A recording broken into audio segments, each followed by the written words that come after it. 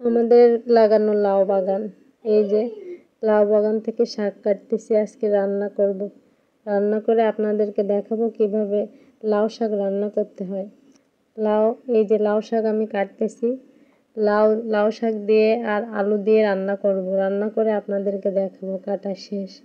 তারপর ভালোভাবে ধুয়ে নিলাম।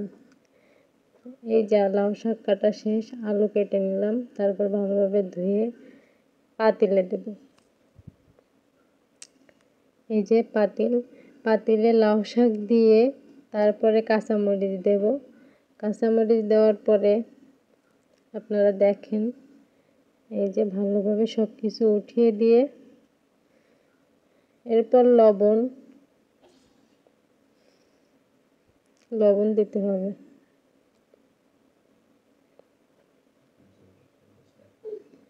লবণ দেওয়ার পরে হলুদ দেব।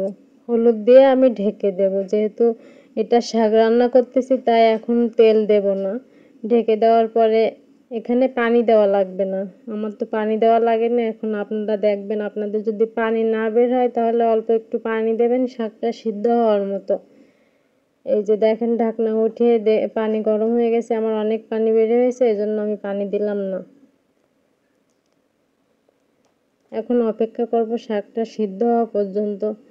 আলু দিয়েছি যেহেতু, আলু সিদ্ধ হওয়া পর্যন্ত আমাদের অপেক্ষা করতে হবে। সিদ্ধ হয়ে গেছে, এখন আমি বাগার দেব। কড়াইতে তেল দিয়ে দিলাম, পেঁয়াজ রসুন দিয়ে দিলাম।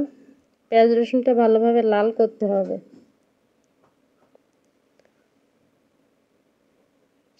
শাকে বাগার দেওয়ার পরে যদি একটা ঘ্রাণ না আসে তাহলে সেই শাক মজা হয় না, এই জন্য ভালোভাবে লাল করে এই শাকের ভিতরে দিয়ে দিতে হবে।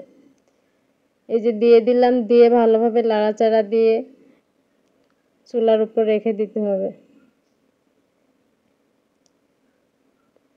আপনারা ভালোভাবে নাড়াচাড়া দিয়ে দেবেন যাতে সব শাকের ভিতরে তেল পেঁয়াজ রসুন ঢোকে।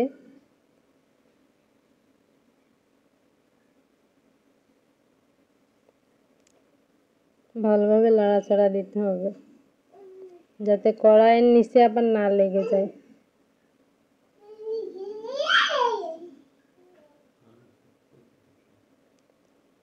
এই যে দেখেন, আমি এখানে শাকটা ভালোভাবে নাড়াচাড়া দিতেছি। আর আলুটা খুন্তি দিয়ে ভেঙে দিতে হবে, তাহলে শাকটা নরম হবে।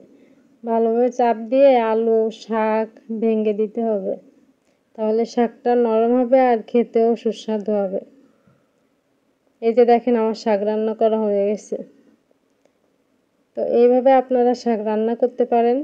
আরও বেশি বেশি ভালো ভালো রান্না পেতে রান্না পেতে আমাদের চ্যানেলটি সাবস্ক্রাইব করে রাখবেন।